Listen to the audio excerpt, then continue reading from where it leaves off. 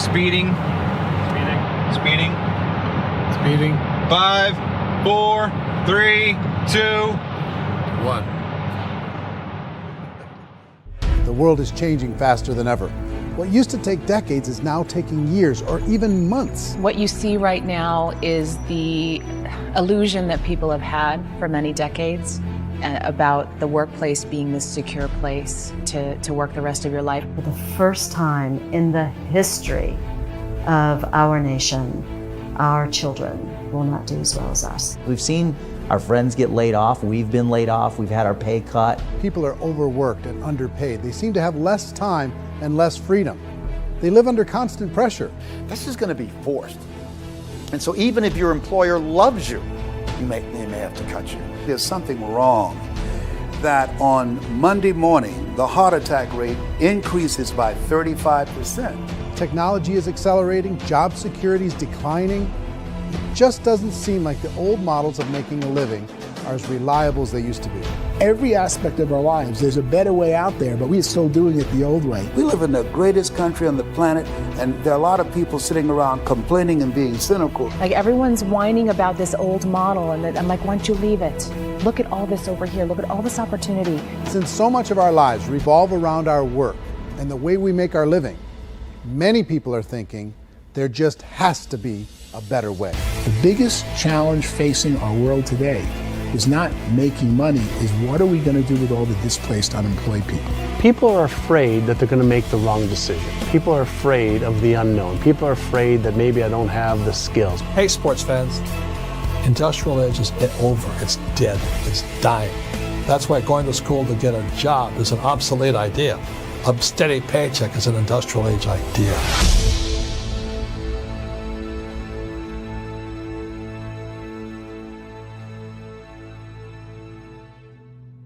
It's the search for answers that has brought us here together today.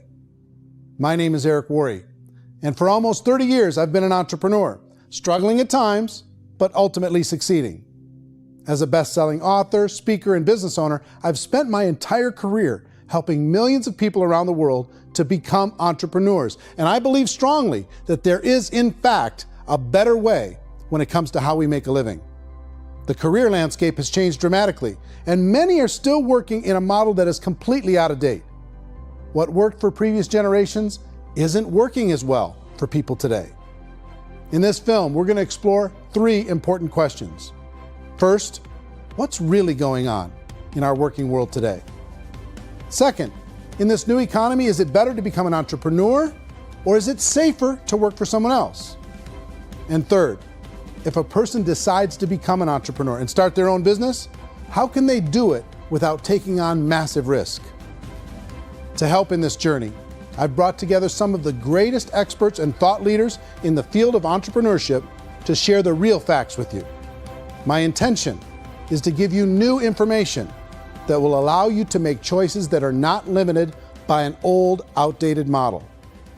Let's start by understanding what's going on in our working world today.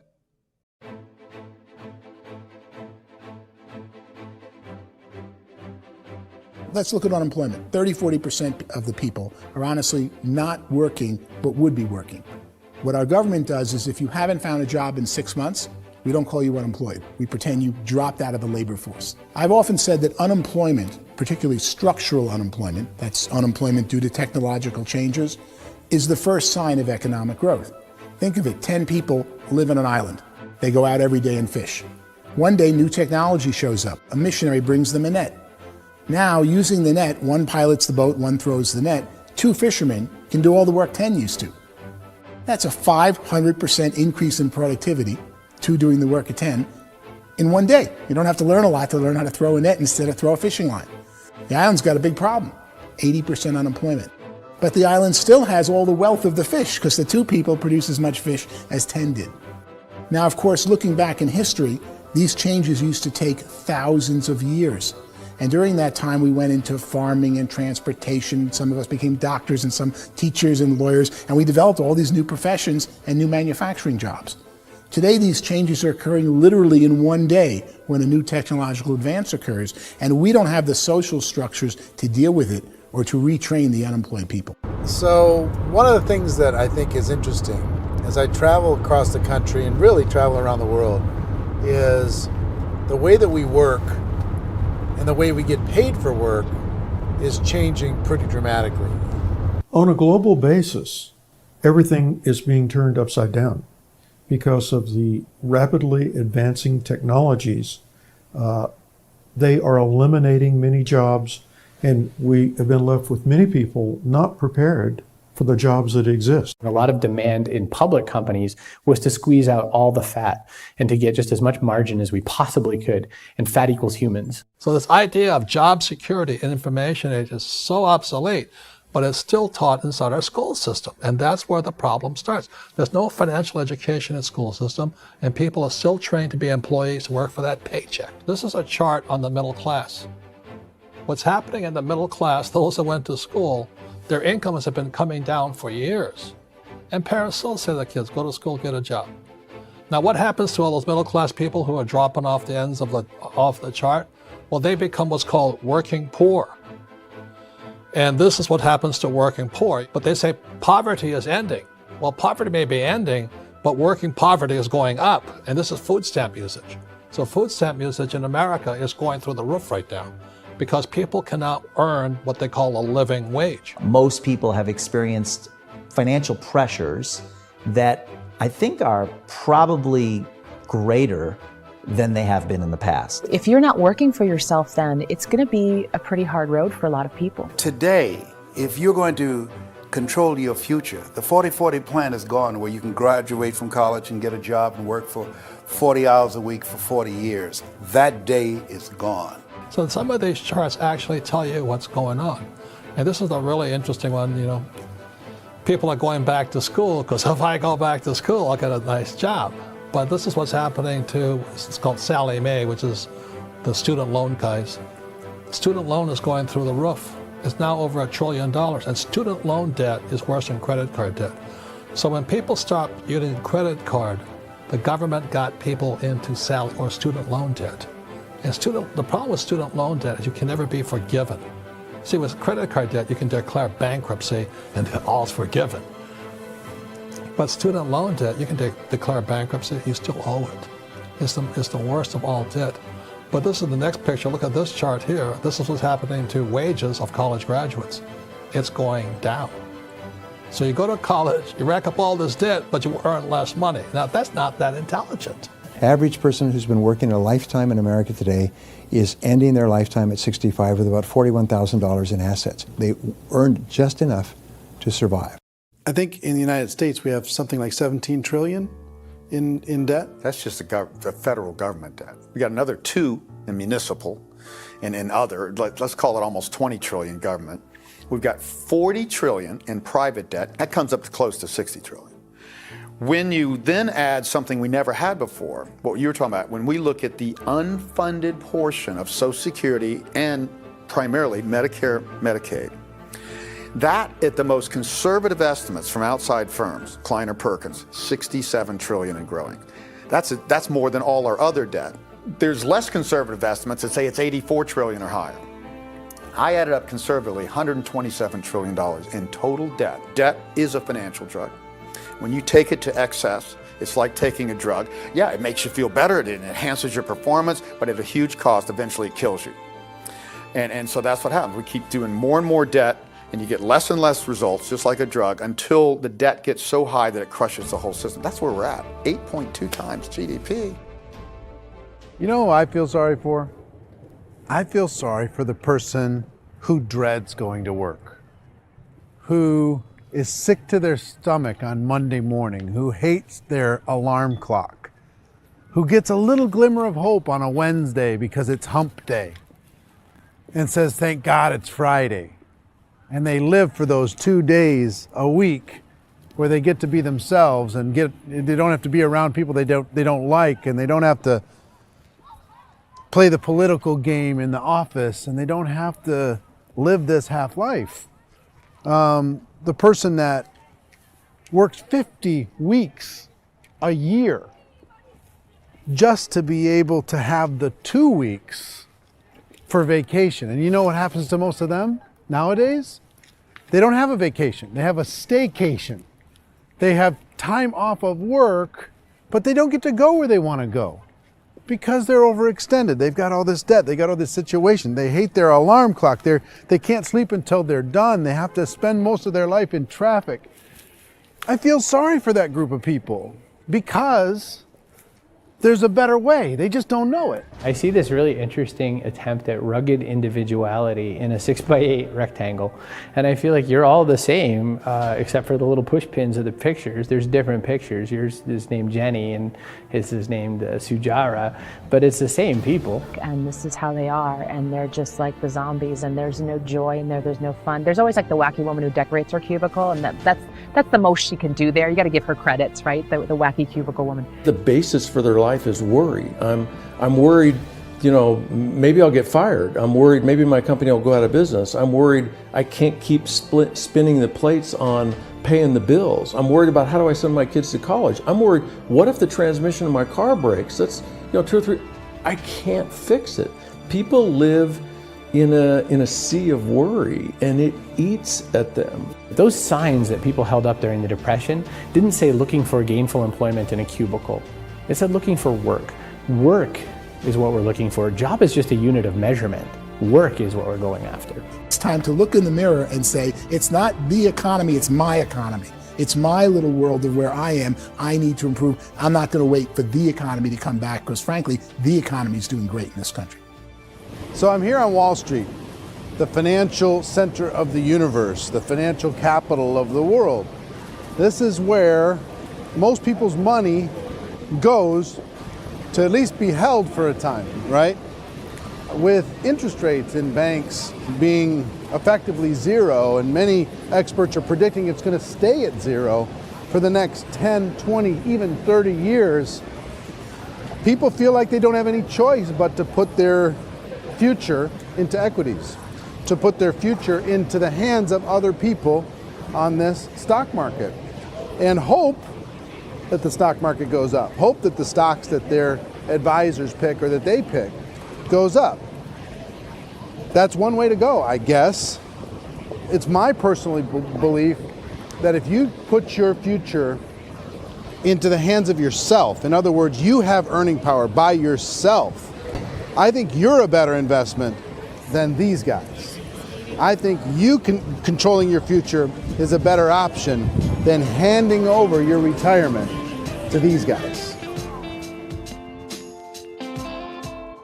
The average household income in the United States is approximately $50,000 a year, what they call the middle class. To reach the top 25% of income earners, you'd need to earn at least $90,000 a year. To reach the top 10% would be a household income of $140,000, the top 5%, $190,000, and to be in the top 1%, you'd need a combined household income of at least $380,000 a year. So here's the question. What do you think would give you the best chance to move up and get to the top 10%, the top 5%, the top 1% or beyond? In my opinion, and in the opinion of many, many experts, the answer is to become an entrepreneur, to become your own boss. I think you have to be a business owner. I can't, the only time I ever say to someone it'd be great to be an employee is when they've already told me they've surrendered. I only tell people who are wounded spiritually that they should be an employee. And it's that feeling that you get when you pick up the backpack off the little Cub Scout and say, "Don't worry, little guy, we'll get you back to the camp." You know, it is in no way a kindness when I tell someone they'd be a great employee. The other status symbol really increasingly is lifestyle. I mean, people can own their own business, maybe even work out of their house. That, I tell you, people admire that. Like, gosh, I wish I could do that. The spirit of the entrepreneur is to be a risk taker and to be resourceful and unstoppable and to have a vision of yourself beyond where you are and not willing to settle for life as it is. Think about the great entrepreneurs. They're visionary. They have heart. They're willing to do today what others won't so they can do tomorrow what others can't. Personally, I don't think of the new economy, the old economy. I create my own economy. The entrepreneur's in control. I decide what the economy is going to be like. In the world of entrepreneurship, there are no limits. you can make as much as you want, depending on how much you want to work and how smart you are and how great a team you put together. There's no more lifetime rewarding business than being an entrepreneur. Why in America, where anyone could be anything, would people want to give up their freedom and become effectively a modern-day slave, told shut up and be here every morning at 7:30, leave at 5:30, and do what I tell you? If people decide to become an entrepreneur and work for themselves, they have some traditional options, but they're riskier than you might think. Any kind of a retail business, retail build-outs, is extremely expensive. Even just these small little yogurt stores where they're putting little yogurt machines and you get all the different flavors, you're spending $200,000, $300,000, $400,000 to open a yogurt shop. I would love to buy a Dunkin' Donuts, but it's $500,000 or so to start. I don't quite have that just in case money. Risking lose it all, and most guys do 2 or 3 times, and even big guys like Branson, because I'm such a fan of his, half his companies don't work. If you make $1 million, your problems are going to go. If you make $1 billion, your problem's really going to go. Just the opposite. You and I know when you're making $1 million, you got $1 million responsibilities. You make $1 billion, you got 1,000 times $1 million responsibilities. And most people say, I'd love to be my own boss. 70% of Americans would love to be their own boss, according to recent polls. But they don't know how to get there. Because what are you going to do? One, you could buy an existing business. If somebody's selling an existing business, you have to ask why. Usually because it's probably hard. It's probably not making as much money as they hope. 2, they could buy a franchise. A little less risk, proven system, but it's expensive to be able to do that. 3, they could start something from scratch. And that's where a lot of people feel like, I don't have the chops to do it. I don't have the money. I don't have the product idea. I don't have the expertise. I don't have whatever it's going to take to be able to get there, and I can't risk my family to do it. So 4th, they could become an investor. A lot of people in this town invest to try and figure out a way, but you got to be pretty smart with that game too, right? Venture capitalists, who are the very best and most sophisticated in investing in new breakthrough businesses, make it on 1 out of 11. That means 10 out of 11 are mediocre or fail. Most of them fail. That's the risk there. An angel investor is lucky to get 1 out of 15 or 20. A business is a team sport. Like, I have to have accountants, I have to have engineers, I have to have systems designers, I have to have sales, marketing, I have to have accounting, I have to have mission statements, I have to have legal and all that. The average Joe Schmo, even me, I go out there, I don't have the skills to put a business together. I think the bottom line for the 4 traditional options is they take money, sometimes a lot of it. They take expertise, and they take time. All of that adds up to just too much risk for most people. I bought a business from somebody else and it was a lot of work. And you start wondering, what did I just buy? Because I guess ultimately I own your email list and I just overpaid for it. People that start their own business, they spend a lot of money, they spend a lot of time, a lot of effort to get things started. And the more you invest on the upfront, the harder you typically work at it. I can tell you what the success rate is of a restaurant. What is it? They're crazy enough. About 90% of them fail. About 90%, in how quickly? Year less. Wow. And if we're talking non-franchise, we're talking franchise, Sure. That's totally different. Yeah. But our students aren't getting franchise restaurants. You gotta invest big money. Exactly. And with someone like McDonald's, you've had to work with the company for a long period of time, really know the To even have a business. chance at investing $1 million. Have a chance, and it's a slim chance. What if there was a way that you had all the proven aspects, the comfort aspects, and you could still control your own life? What if there was both? In other words, you didn't have to create everything from scratch. You didn't have to be a super leader. All you had to do, what if there was a proven product already? You didn't have to create the product. And there's a proven system already, proven training already. Everything except an employer. That was the only thing that you didn't have.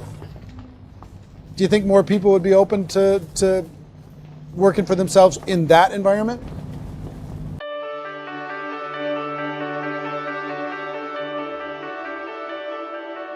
In our search for a better way to make a living, we've come to the conclusion that becoming an entrepreneur is actually safer than being an employee. And through our look at the entrepreneurial options, one particular path kept coming up from expert after expert. And I think most people will find it surprising because it's certainly a non-traditional business model. That model is for people to start their own business and become an entrepreneur through the creation of a network marketing business. Some people call it direct selling because the product is being sold directly from the manufacturer to the end consumer, cutting out the middlemen. Other people call it multi-level marketing, or MLM, because there are multiple levels of commissions paid. The most common term today is network marketing, because network marketing best describes using a large group of independent distributors, independent entrepreneurs, to move a product or service more efficiently. So my friend here, Donald Trump, and I, we always write about the network marketing industry. And the reason we support the network marketing industry is because it really is a business school for entrepreneurs. Because most people come out of school looking for a paycheck. Oh, that's terrible. I would go into network marketing like that. I think if it didn't exist, we should invent it. It is that good. I think direct selling is a great way to do business today. It's very easy to get into that industry, and you can be self-employed, be in effect an entrepreneur. When we see multi-billionaires adding network marketing companies to their portfolio of companies, that would be a clue. When we see people who are very famous authors and very famous business people endorsing the industry, that would be a clue. These network marketing companies aren't $50 million companies. They're billions and billions of dollars. They lead the stock market. They're major companies. When we're going to get it? You know, and you're going to school to work for a paycheck, but if you want to be rich, be an entrepreneur, and network marketing gives you the spirit to be an entrepreneur. A traditional company will spend up to 50% of their total revenue on marketing. Network marketing companies use a different approach.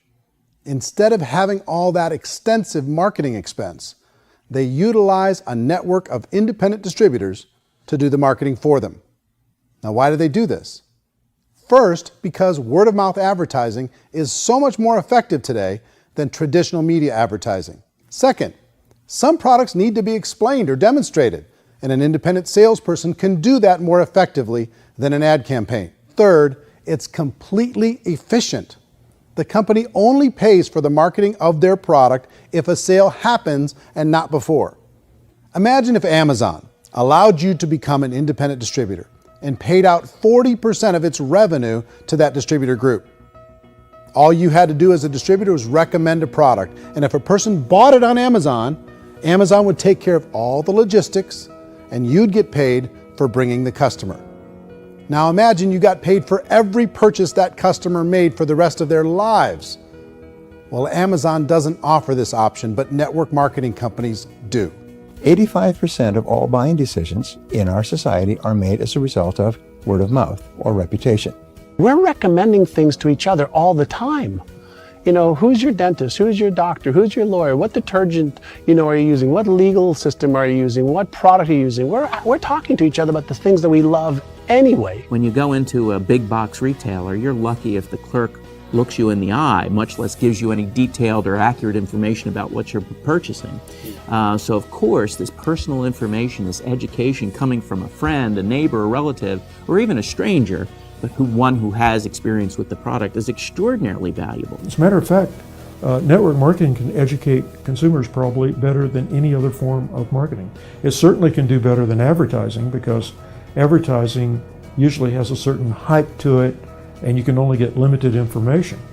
So, network marketing trumps advertising. If you were a typical sales company and you wanted to sell $1 million a month worth of product, you might go find 100 superstar salespeople.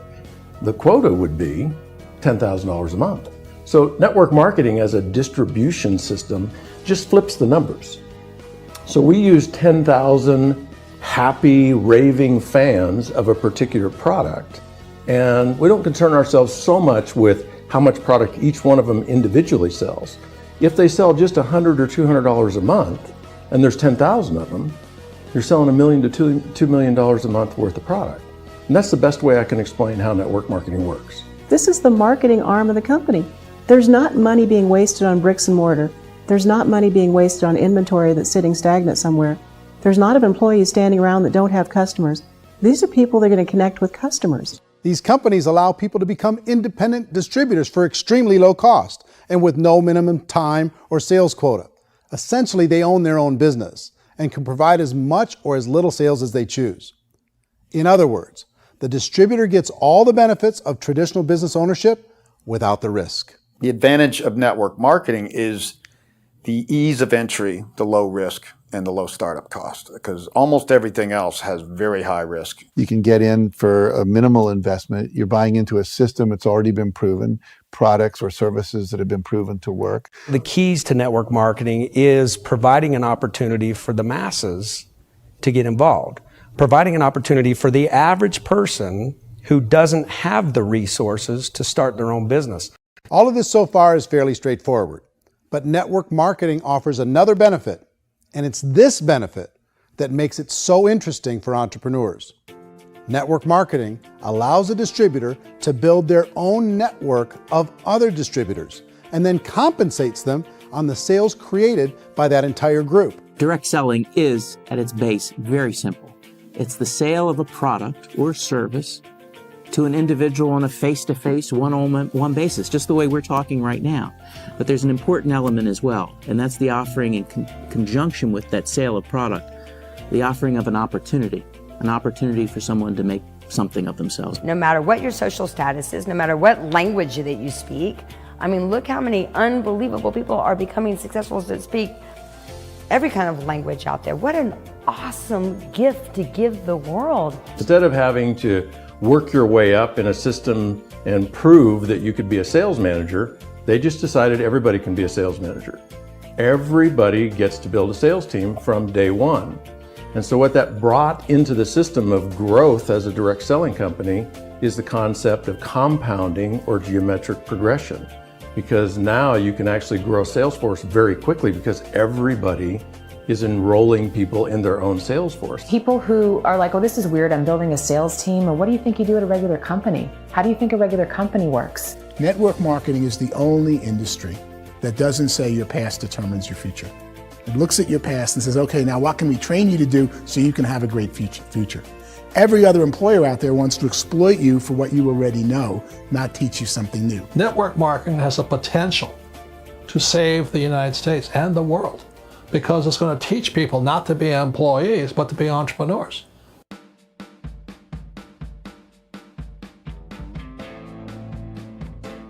According to the Direct Selling Association, if you add up all the network marketing companies around the world, they combine to do over $178 billion a year in retail sales. To give you an idea of how big that really is, the NFL, the National Football League, does approximately $9 billion a year. The music industry does a little more than $16 billion a year, and the movie industry does about $80 billion a year.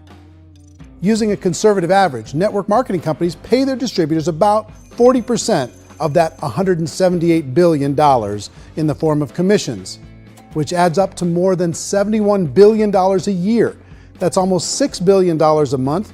It's almost $200 million in commissions every single day. So it's certainly working, and people are making serious money in network marketing. With the growth of the direct selling industry over the last 10, 15, 20 years, we've seen a broader understanding of the channel.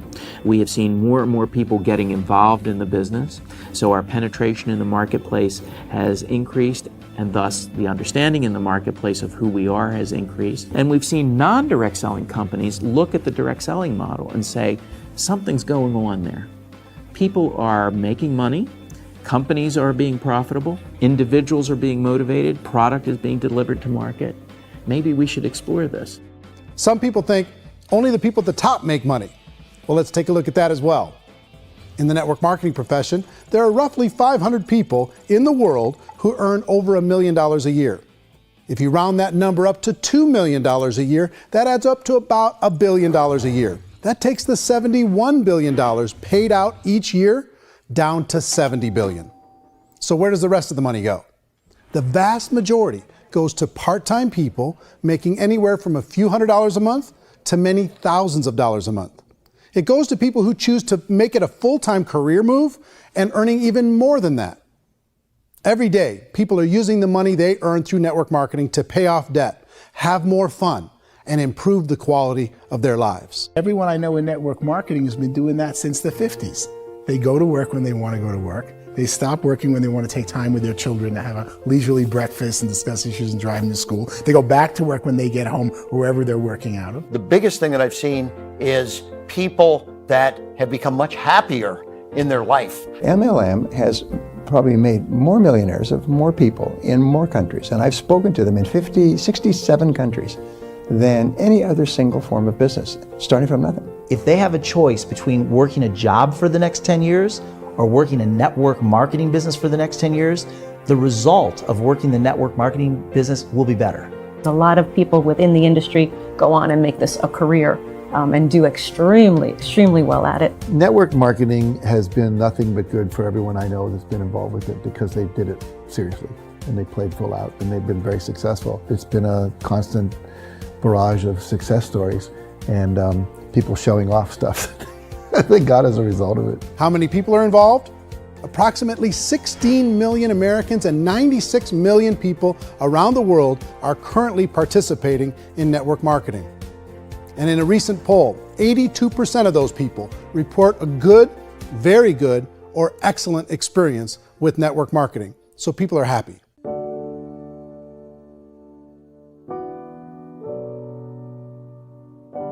So I've taken a look at the network marketing profession and really tried to understand why so many people are confused as to the validity of this as a business.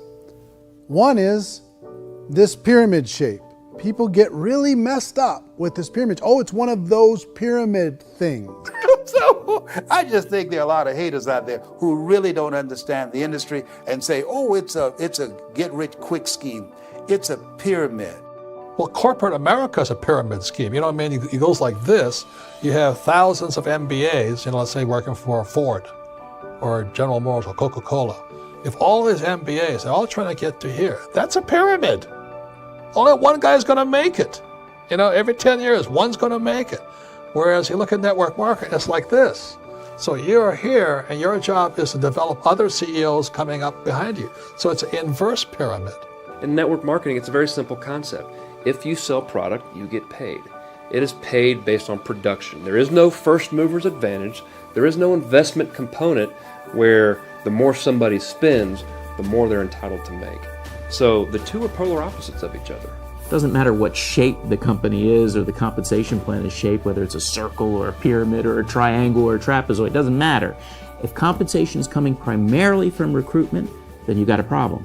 On the other hand, if an operation is basing their compensation to participants on the basis of sales, even when those sales are generated by people you've recruited, well, then you're a perfectly legitimate enterprise. That's the legal test, it's the practical test. Another issue that's been true in the past that is no longer true now is people used to be in network marketing loaded up with products that they couldn't sell and they ended up a loser. They ended up with a bunch of product in their garage, they ended up with a bunch of products sitting in their kitchen shelves or whatever, and they thought they could sell it and then they weren't willing to or able to sell it and they ended up with a bunch of stuff and they were bitter about it. There was this thing called front loading where you had to buy if you bought $25,000 worth of product, you got better commissions and all this. Today, it's almost all done by computer. It's direct mail comes from a warehouse somewhere else. You don't have to have all this inventory. You don't have to stock up. It's a paperless world now. Most of it's done online. You have a back office. It really works. And the technology has changed everything. Third issue is people start talking about 99% of people in network marketing don't make any money. Well, we've talked about that over the course of this journey together. Almost $200 million a day is being paid out to network marketing distributors around the world. The naysayers, the people who say that it doesn't work, are usually the ones who just don't know how to make it work for themselves. And so they're giving you an opinion, and I tell people, don't confuse people's opinions with expertise, because opinions are free. And don't confuse sincerity with the truth, because people could be sincerely wrong. But here's the reality inside of network marketing. The vast majority of people that get involved in network marketing just become customers and they get involved to be able to purchase product at a lower price. If you take Costco as an example, if a person goes into Costco and gets a membership to Costco so they can get a lower price on the product, we don't call that person a loser because they have a bunch of product that they walked out with with a smile on their face. Yet when some people want to take a look at network marketing, they say, well, those people, they're just using the product and they aren't earning an income, so they must be a loser. They're not a loser, they're a happy customer.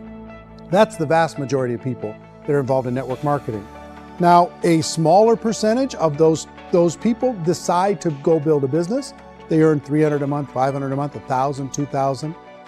That's the bulk of earnings in network marketing. And then there's the few that really decide to take it serious, really decide to build a large network, really work to make that network very, very productive. And those people make huge amounts of money and there's no cap. What I do as an outside economist, just somebody looking at this industry like any other industry I speak and say, look, what's the realities of this? 1% do incredibly well. 10% generate some additional income at pretty low risk and effort. That's not, and 90% of people roughly end up customers.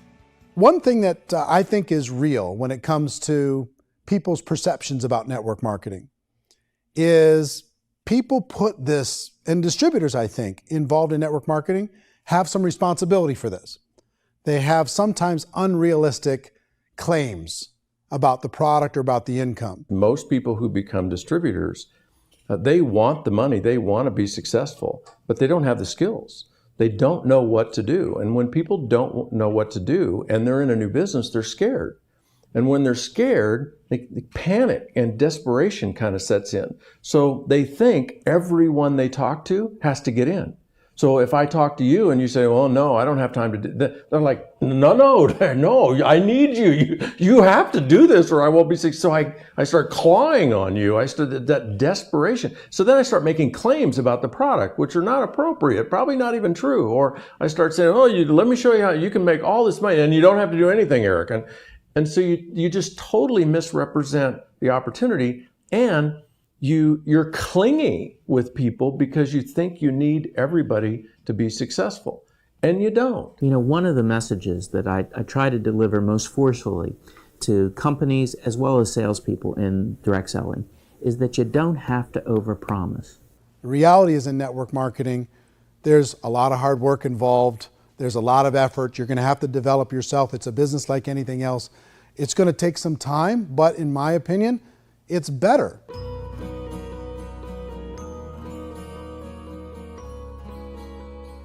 It's light years better for people starting today than it was even 5 years ago. I think it's more widely accepted now, and people understand it is a business. It is being an entrepreneur. It is being a business owner. Our belief system is based upon our evaluation of something. And frequently, if we reevaluate a situation, our belief about that situation will change. The industry has changed and it's grown up. It's totally transformed. You've got young people today that have grown up with social media, and they understand networks. They understand how people are connected through technology, and they understand how money flows through those networks. So when they see network marketing, they don't see it the way their parents saw it. And we've all learned, the larger industry that you represent, has all learned from those mistakes and flaws and errors that have happened early on. Early algorithms didn't work the right way. That's all fixed. It's like when they design a computer program, they design the program, then they run it, and then they go back through and they debug it. The MLM industry has been debugged. This is the day of being virtual, being able to run a business from your mobile phone. I mean, it's incredible. Companies are getting smarter. They're implementing more consumer protections. They're implementing more compliance training. They're doing more with respect to product research. If you do get involved and you make purchases of inventory, even on a voluntary basis, if you decide that this business is not for you, you can leave and have that inventory repurchased by the company. There's no other business that offers that kind of protection on a voluntary, self-regulatory basis.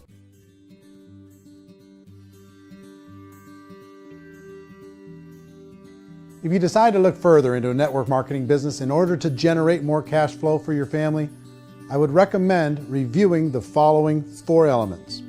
First is the product or service. And on the product or service, I would ask 5 important questions. 1, do you like it? Is it something you would feel comfortable sharing with others? 2, is there a recognized need in the marketplace? It's hard to create a need if one isn't naturally there. 3rd, does the product meet that need? Does it solve a legitimate problem for consumers? And 4th, is it priced to sell? Can it compete in the marketplace?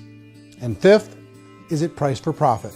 Is there enough margin for the company and the distributor to be able to generate income for the long term? If you can answer the questions on the product to your satisfaction, the next element to consider is the company itself. Is it well run? Do you believe in the founders or the management team? Do you feel they have what it takes to go all the way?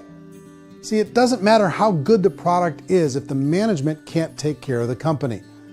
Good management can change with the times. They can handle adversity. They can make good decisions.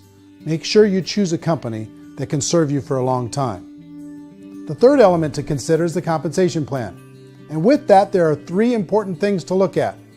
First, a brand new person needs to be able to generate some money fairly quickly.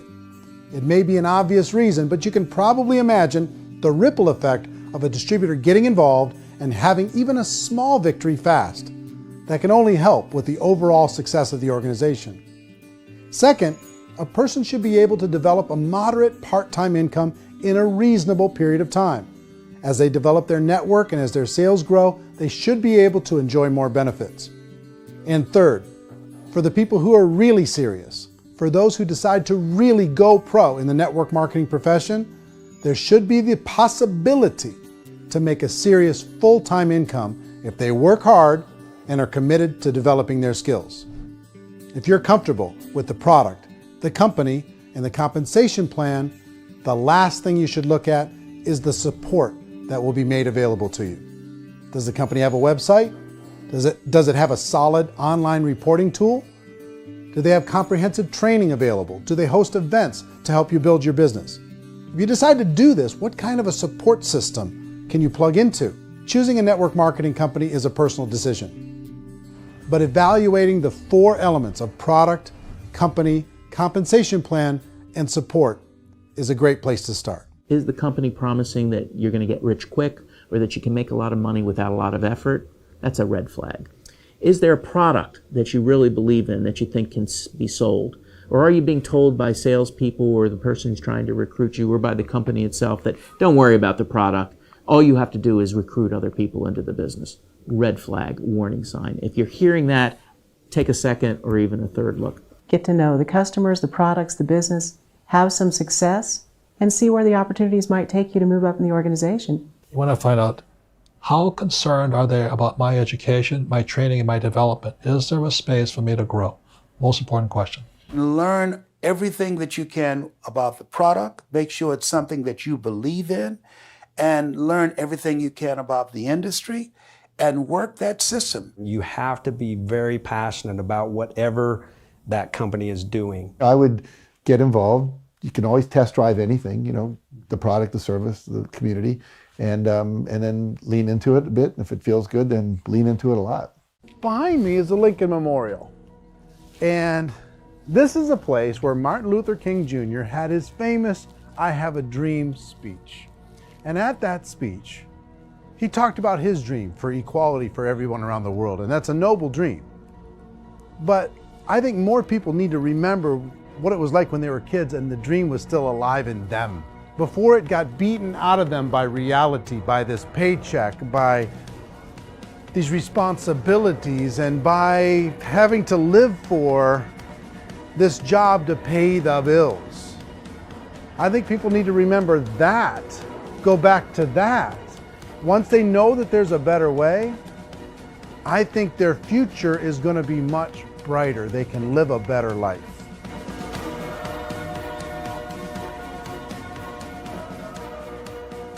So if you're considering getting involved in a network marketing company, let me offer you just a few pieces of advice.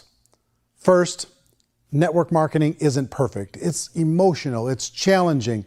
Like any entrepreneurial venture, it can have its up days and its down days. But if you have an entrepreneurial bone in your body, it's just better. Second, if you're gonna do it, decide to be professional. Decide to go pro. It's better to do that than just be this amateur sticking your toe in the water. Third, as any professional, you're gonna have to learn some new skills. And I promise you, inside of the network marketing profession, they're not too difficult to learn. Fourth, like anything worthwhile, it's gonna take some time. Don't expect that you're going to get to the finish line right out of the gate. And fifth, it's worth it. It's worth it to be able to take charge of your life again. It's worth it to be able to control your own financial situation. It's worth it for the people you're going to be able to spend time with. It's worth it for the things you're going to be able to see and the experiences you're going to be able to experience. It's worth it for the causes you're going to be able to contribute to, the lives you're going to be able to touch, the customers you're going to be able to help, the friendships you're going to be able to develop. I promise you, it's worth it. Remember, most people are searching for answers just like you are. But I do have to tell you the catch to network marketing. If there is a catch, if you want to understand this from an emotional point of view, people say, well, it sounds too good to be true. It's not, it's hard work. But here's the catch. Most people still don't understand it. So you're going to have to endure the loss of social esteem from ignorant people. The uneducated will think less of you. Now, if you can handle that, you're on your way. If that's going to destroy you, you know what? Entrepreneurship in general probably isn't in your future. If you can face that catch, you can become unstoppable. I want everyone to really contemplate this if they're not in network marketing. You're in a job, you probably have a mortgage, you have rent, you have debt, whatever's going on. You're in a prison. You work just hard enough to keep them from firing you, and they pay you just enough to keep you from quitting. Come on! I've been there, done that, and bought that t-shirt. In network marketing, if you run into failure, it's really just a homework lesson for yourself. There's no one to blame. You really have no excuse not to be successful. You just don't. People don't want to hear that, but there's so much available to you. If you want to be a good network marketer, be a student to the people above you, be a fellow traveler to the people on the same level, and be a teacher to those below, and know when it's appropriate to do which. People who are not afraid of asking people to buy things, or not afraid of persuading people with the chance they may say no, these people own the future. Nothing happens until something moves. So you got to go move, you got to go do something, or nothing's going to change in your life. In the beginning, you're going to do a lot of things that you don't get paid for. But as you go down the road, you get paid for a lot of things that you don't do. And your job is rehabilitate the spirit, the entrepreneur spirit in all of us. You get it back. Either give it a strong yes or a strong no, but no wishy-washy, dilly-dally stuff in the middle. There's dreams and there are nightmares, but I believe that the biggest nightmare of all is when you don't pursue your dream. You're going to see some monumental growth in this profession. It's an exciting, exciting time to be involved with the network marketing profession. The next 10 years, I see just exponential growth. When that tipping point comes, it's not a matter of asking somebody, have you ever heard about network marketing? You're really asking them, which company are you building your wealth in? We are here to fix the world, to improve relationships with other people, to improve other lives. And the real reward comes as an entrepreneur in any level from teaching somebody something and watching them soar. There is no greater reward.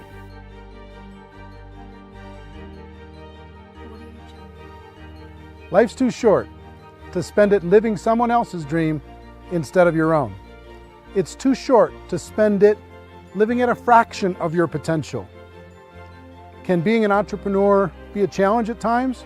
Sure. But here's what you get in exchange. It can be yours. Something that you built, something that you created, something that you made happen. This balloon represents your dream. It represents entrepreneurship.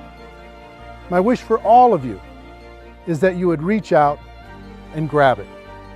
The choice is up to you.